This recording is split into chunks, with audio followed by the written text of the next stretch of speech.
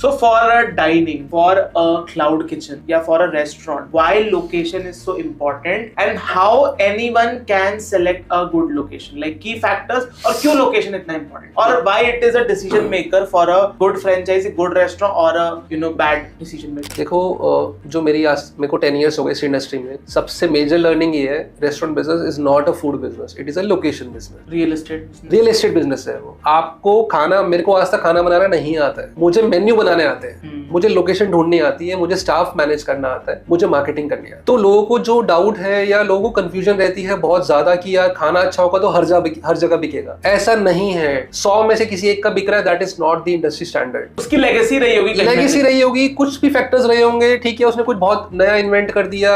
अब जैसे आपके बनारस में मलाइयों का कॉन्सेप्ट है, वो सर्दियों में मिलता है तो लोग दूर दूर से किसी शॉप पे खाने जाते हैं। बट आप सोचो मैं भी ऐसी किसी दूर लोकेशन में शॉप डाल के मलाइयों बेचने लग जाऊं, नहीं बिकेगा आपका। तो इसीलिए मैं बार बार सबको फोकस करता हूँ कि देखो रेस्टोरेंट के लिए लोकेशन बहुत इंपॉर्टेंट है। और जैसे आपने पूछा कैसे ढूंढ सकते हैं, हमारा सबसे पहला टारगेट ये रहता है कि जितने भी अच्छी मार्केट्स हैं, अभी तक हम सारे हाई स्ट्रीट्स में वर्क करते हैं, उनकी जाके फुटफॉल खुद चेक करो।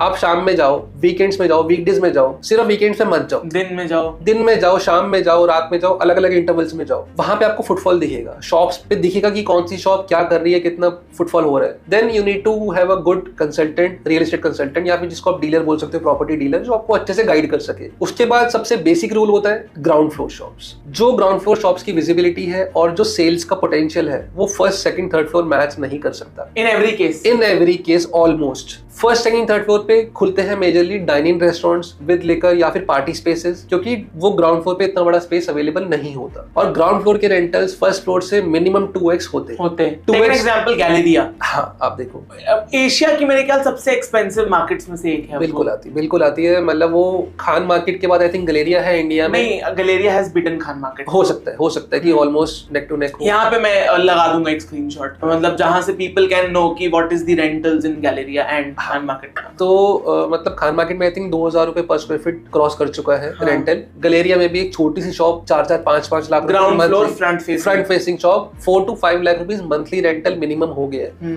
और वो मिलती नहीं है। आप जाके बोलोगे मुझे कवलजीत दा ढाबा खोलना है वहां पे, आप नहीं खोल सकते। आपको लैंडलॉर्ड देगा नहीं, उसको कंपनी की लेगेसी दिखानी पड़ेगी, आपको अपने फाइनेंशियल्स दिखाने पड़ेंगे कि मैं इतना अफोर्ड कर सकता हूँ कि मैं आपकी शॉप ले पा रहा हूँ रेंट पे। जितने भी आप ब्रांड्स देखोगे, या तो गुड एस्टैब्लिश्ड ब्रांड्स होंगे, फंडेड ब्रांड्स होंगे, या फिर उनकी कुछ लेगेसीज होंगी, कुछ टर्नओवर्स होंगे, तभी जाके वो ऐसी मार्केट्स में खोल सकते हैं। चाहे गलेरिया हो, खान मार्केट हो, कोई भी ऐसी हाई प्रीमियम मार्केट हो। बट नॉर्मली अगर आपको स्टार्टअप करना है तो आपको ऐसी मार्केट्स में नहीं जाना, आपको जाना है मीडियम मार्केट्स में, जहां पे नॉन ब्रांडेड शॉप्स भी हैं, वहां पे आप स्केल अप अच्छा कर सकते और फुटफॉल भी हो। और ऐसी बहुत मार्केट्स होती हैं, हर एरिया में ऐसी मार्केट्स होती हैं। फिर आपको प्राइम लोकेशन, जैसे रोड्स है, पार्किंग स्पेस कितना है, शॉप का फ्रंटेज कितना है इन विड्थ, जिसको हम देसी भाषा में बोलते हैं शॉप की चौड़ाई कितनी है, कितनी चौड़ी शॉप है। जितना चौड़ा फ्रंट होगा, फ्रंट ओपन, उतना आपकी सेल्स बेटर होंगी। आप दुनिया की बेस्ट बिरयानी बेच रहे हो और फ्रंट है 6 फुट का, और मैं दुनिया की नॉर्मल दाल मखनी बेच रहा हूँ, मेरा फ्रंट है 12 फुट का। यार लोग ही नहीं खड़े हो सकते 6 फुट की शॉप पे,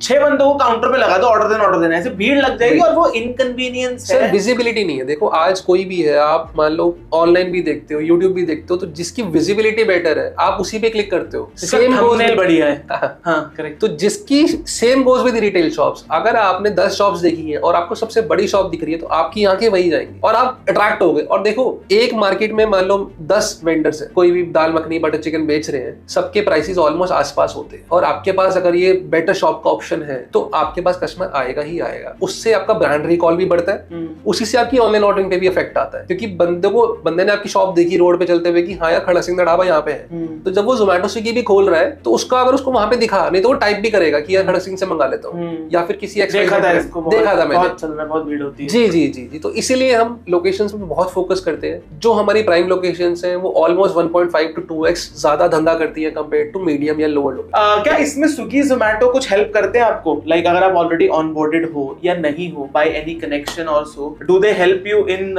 हेल्पिंग की लोकेशन क्या होगी अच्छी? देखो अगर आप ऑलरेडी लिस्टेड हो, आपको सेकंड आउटलेट खोलना है, तो आपका अगर पीओ POC अच्छा है तो he'll guide you कि कौन सा कुजीन बेटर कर रहा है किस एरिया में। गाइड करते हैं वो, डेटा आप ऐसे नहीं मांग सकते किसी से, बट उनको एरिया गाइडेंस रहता है कि हाँ यार यहाँ पे नॉर्थ इंडियन अच्छा चल रहा है या फिर पिज्जा का अच्छा मार्केट है, and they will tell you कि आप मार्केट रिसर्च आप अपनी भी करो, कितने आउटलेट्स चल रहे हैं। और देखो अच्छा प्रॉपर्टी डीलर भी बहुत जरूरी है, वो आपको ना आइडिया दे देगा ग्राउंड रियलिटी की यार यहाँ पे कौन सी मार्केट में कितनी फुटफॉल है, उनको भी आइडिया रहता है बिकॉज उनके पास पूरी लोकल मार्केट की नब्ज होती है कि कौन सा आउटलेट परफॉर्म कर रहा है, कौन सा खाली होने वाला है, कौन सा नहीं चल रहा, घूमते रहते हैं।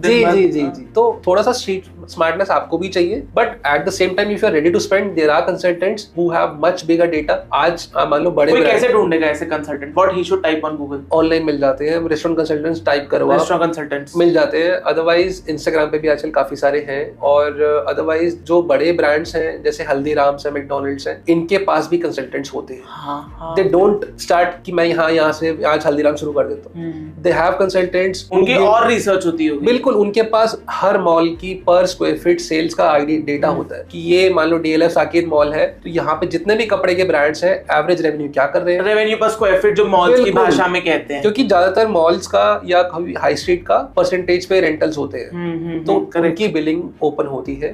तो बड़े ब्रांड्स वो अफोर्ड कर सकते हैं, जैसे JLL है, बहुत बड़ा कंसल्टेंसी है, करोल बाग में बहुत सारी कंसल्टेंसी है, JLL बिल्डिंग्स वगैरह जो मैनेज करते हैं। जी, वो तो बड़े और कॉर्पोरेट लेवल के हो गए। स्मॉल स्केल भी है तो करोल बाग हो गया, चांदनी चौक हो गया, नोएडा सेक्टर 18, सेक्टर 16 में बहुत सारे कंसल्टेंट्स हैं जिनको रिटेल का पूरा आइडिया है कि कहाँ पे कितना सेल हो रहा है। जहाँ सेल है वहीं खोलना चाहिए। आप समझदार बनो कि यार यहाँ पे इस मार्केट की नीड है, टफ नहीं, वो ब्लैंड, हाँ, मतलब वो बिल्कुल अंधेरे में शॉट मारने जैसा है। कम से कम दिन में शॉट मारो, लगने की प्रोबेबिलिटी 5x 10x हो जाती है।